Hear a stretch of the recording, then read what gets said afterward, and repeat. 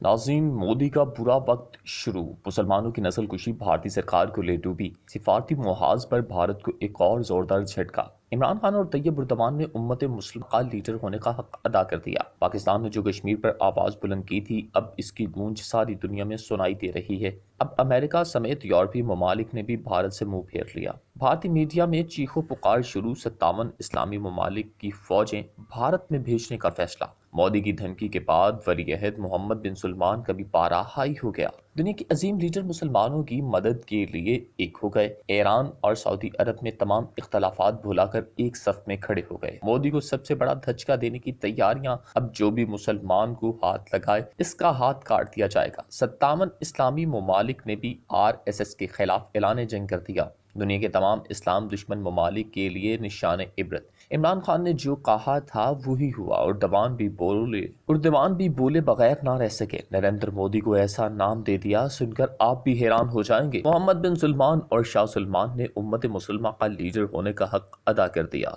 अब वक्त आ गया है कि भारत से कश्मीर और इसराइल से फलस्तीन वापस लिया जाए। 57 इस्लामी ममालिक के इजलास में बड़े फैसले कर दिए गए। वीडियो में तफसील से ये सब कुछ बताएंगे। नाज़रीन, पाकिस्तान की आवाज़ को दबाने के लिए मोदी ने पाकिस्तान के दुश्मनों के साथ मिलकर एक बहुत बड़ा खेल खेला, जिसकी वजह से भारतीय मुसलमानों का बहुत नुकसान हुआ। भारतीय सरकार ने 20 करोड़ मुसलमानों को अपने मुल्क से निकालने का अल्टीमेटम भी जारी कर दिया, मगर इमरान खान की कोशिशों से 57 इस्लामी ममालिक ने भारत के इस इक़दाम पर एक्शन ले लिया है। नरेंद्र मोदी के खिलाफ पूरा आलमी इस्लाम एक हो चुका है, जिसके पास 57 इस्लामी ममालिक का एक हंगामी इजलास बुलाया गया, जिसमें कुछ बड़े फैसले भी किए गए। दोस्तों, इस मीटिंग में तमाम ममालिक ने मुश्तरका फैसला करते हुए नरेंद्र मोदी पर बिजलियां गिरा दी हैं। और वीडियो की तफसील में जाने से कबल इस सब की वजह के बारे में एक मुख्तसर सा मुतालिया आपके सामने रखते हैं। दोस्तों, हुआ कुछ यूं था कि आसाम की हुकूमत ने गुज़िश्ता चंद महीनों से कच्ची बस्तियों को खाली कराने की मुहिम चला रखी थी, और हुकूमत वहां मुकीम अफराद को दरअंदाज कहती, और इस तरह के लाखों बेज़मीन और गरीब लोग आसाम के मुख्तलिफ शहरों में जगह जगह आबाद हैं।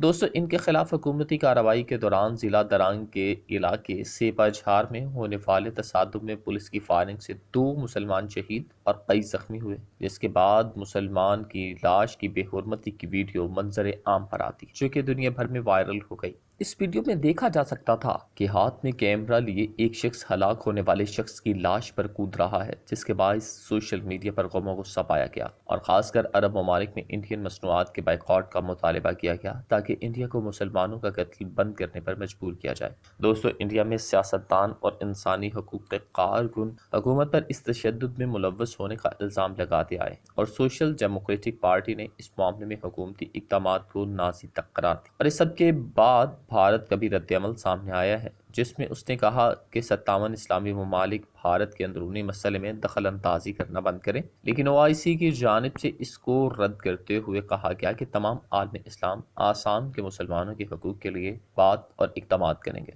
दूसरी जानिब इजलास का एलामिया जारी किया गया, और इसमें कहा गया कि जम्मू और कश्मीर तनाज़े पर OIC राबिता ग्रुप के वज़ीर ख़ारिजा का इजलास हुआ। एलामिया के मुताबिक इजलास में जम्मू और कश्मीर तनाज़े पर OIC के मौक़िफ़ का आदा किया गया। एलामिया में कहा गया कि इजलास में इस अज़्म को दोहराया गया कि जम्मू और कश्मीर आलमी सतह पर तस्लीम शुदा तनाज़ा है। मसला कश्मीर सलामती कौंसिल की करारदादों के मुताबिक हल होना चाहिए। एलामिया के मुताबिक इजलास में कश्मीरियों की हक़ खुद इरादियत की हमायत का अज़्म दोहराया गया।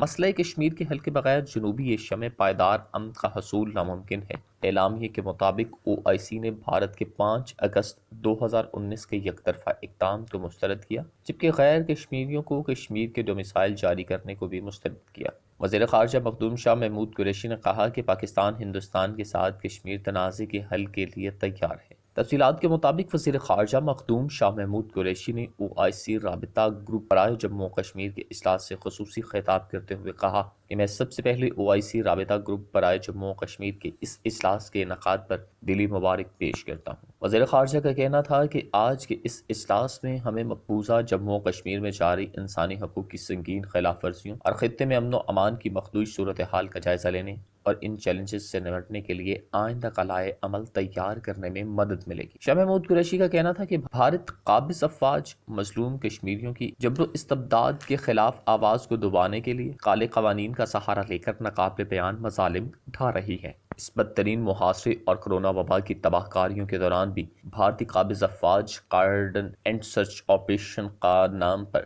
کشمیری رہنماؤں کی جبری گرفتاریوں، پیلٹ گنز کے استعمال، جعلی پولیس مقابلوں، خواتین اور بچوں کے اغوا اور کشمیری نوجوانوں کے ماورائے عدالت قتل جیسے جبری ہتھ کنڈے جاری رکھے ہوئے ہیں۔ وزیر خارجہ نے کہا کہ ہندتوا اور RSS کی سوچ کی حامل BJP سرکار کشمیریوں کی خصوصی حیثیت کو مٹانے کے لیے جموں و کشمیر میں آبادیاتی تناسب کو تبدیل کرنے کے در پہ ہے۔ اپنے مضمون مقاصد کے حصول کے لیے ڈومیسائل قوانین میں ترامیم کر کے 42 لاکھ جعلی ڈومیسائل سرٹیفکیٹس جاری کر دیے گئے ہیں۔ دوستو، شاہ محمود قریشی کا کہنا تھا کہ مسئلہ کشمیر اور فلسطین عرصہ دراز سے اقوام متحدہ اور OIC کے ایجنڈے پر ہے۔ IC کی جانب سے اس مسئلہ کشمیر پر پاکستان کے موقف کی مسلسل اور غیر متزلزل حمایت قابل تحسین ہے۔ وزیر خارجہ نے کہا کہ OIC نے آگے بڑھ کر مظلوم کشمیریوں کے جائز حق خود ارادیت کے حصول کے لیے کاوشوں کی حمایت کی، جبکہ OIC رابطہ گروپ برائے جموں و کشمیر نے مقبوضہ کشمیر میں انسانی حقوق کی سنگین خلاف ورزیوں کی جانب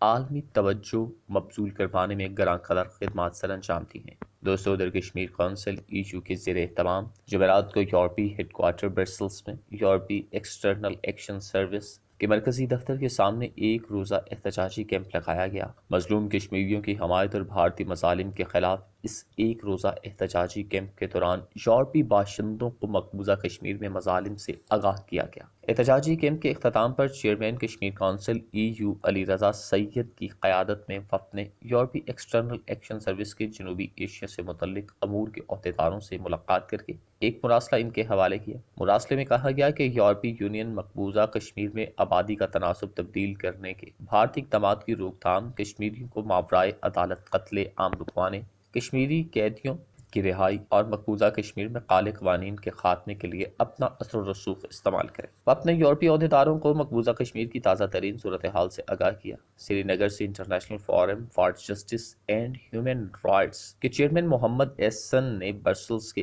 احتجاجی کیمپ کے شرکاء سے فون پر خطاب۔ انہوں نے اپنے خطاب میں شرکاء کو بھارتی مظالم کے بارے میں آگاہ۔ انہوں نے مزید بتایا کہ بھارتی حکام مقبوضہ کشمیر میں احتجاج کرنے والوں اور احتجاج میں شریک افراد کے رشتہ داروں کو نوکریوں سے نکال رہے ہیں۔ انہوں نے اقوام متحدہ سے مطالبہ کیا کہ وہ مقبوضہ کشمیر کی صورتحال کا سختی سے نوٹس لے اور کشمیریوں کو بھارتی مظالم سے بچائے۔ انہوں نے کہا کہ چین علاقائی سالمیت اور خود مختاری کے تحفظ سے متعلق اپنے موقف واضح کر چکا ہے۔ اگر بھارت اس مرتبہ بھی سبق نہیں سیکھتا اور جارحانہ رویے پر بازید رہتا ہے تو پھر چین فیصلہ کن لڑائی لڑے گا۔ انہوں نے خبردار کیا کہ بھارت کو غیر حقیقی فریب سے نکلنا چاہیے، وگرنہ اسے سرحدی علاقے میں مزید خطرات کا سامنا کرنا پڑے گا۔ کہ چیئرمین محمد احسن نے برسلز کے احتجاجی کیمپ کے شرکاء سے فون پر خطاب۔ انہوں نے اپنے خطاب میں شرکاء کو بھارتی مظالم کے بارے میں آگاہ۔ انہوں نے مزید بتایا کہ بھارتی حکام مقبوضہ کشمیر میں احتجاج کرنے والوں اور احتجاج میں شریک افراد کے رشتہ داروں کو نوکریوں سے نکال رہے ہیں۔ انہوں نے اقوام متحدہ سے مطالبہ کیا کہ وہ مقبوضہ کشمیر کی صورتحال کا سختی سے نوٹس لے اور کشمیریوں کو بھارتی مظالم سے بچائے۔